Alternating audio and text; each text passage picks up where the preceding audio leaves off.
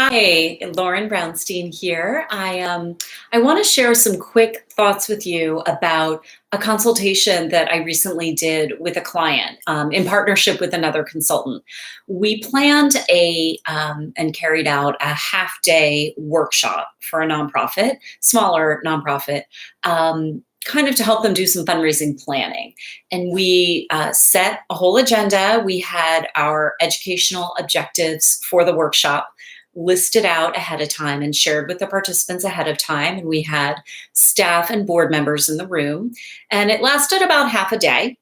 And when the other consultant and I walked out of the room, we were feeling really good about it. We felt like we gave this client some great information. There were going to be a series of follow-up consultations.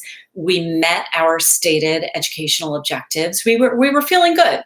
But then I had to run and we weren't in touch for a day or so. And then I heard back from the client and the reviews were not so good. The client said that they had learned from us, but the board felt like we didn't really meet the objectives and people were not clear on next steps. They felt like a lot of the earlier discussion were things they already knew. It was not as positive as we thought it was. So I said to the client, hey, can I ask you this? I haven't sent you our notes from the session. Will you give me the opportunity to write up our notes and send that over to you? And then once you have a chance to review them, we can revisit all of this.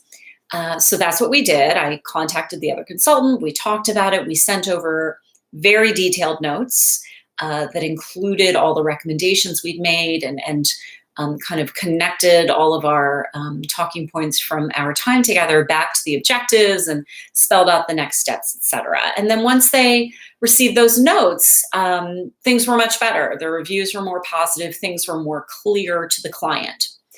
And we sort of went, phew.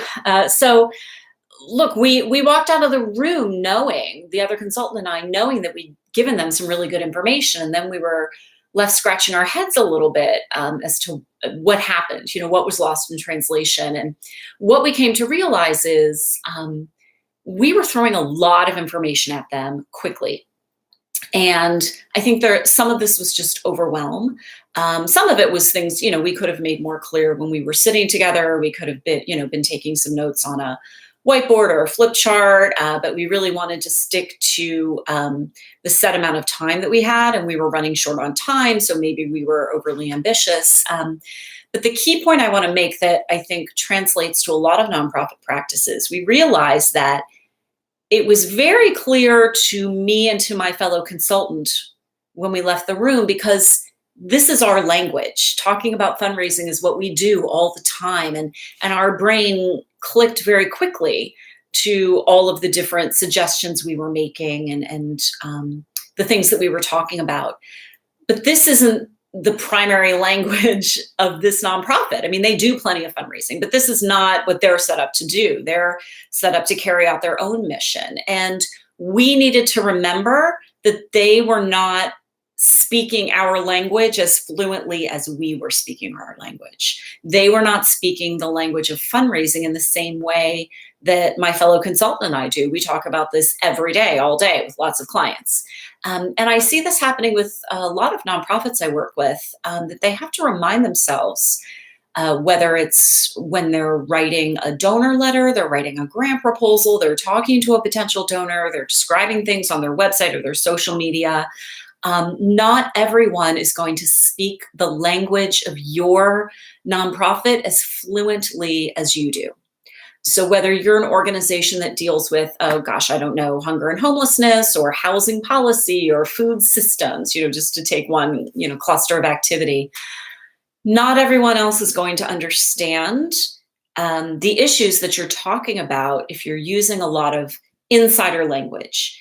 And you're not necessarily stopping to really fully explain everything you're talking about. Or maybe you need to use some sort of visuals to help people understand what you're talking about. You want to know who your audience is. And if your audience is well-versed in your subject matter, by all means, you can speak to them differently. But if you're not sure how much your audience knows about your subject matter, especially if it's something that's really specialized, make sure you're keeping that top of mind in the way you're speaking, in the way you're writing, et cetera. And that visuals can also be really helpful there, whether it's written notes or some sort of infographic or anything that can literally illustrate your point.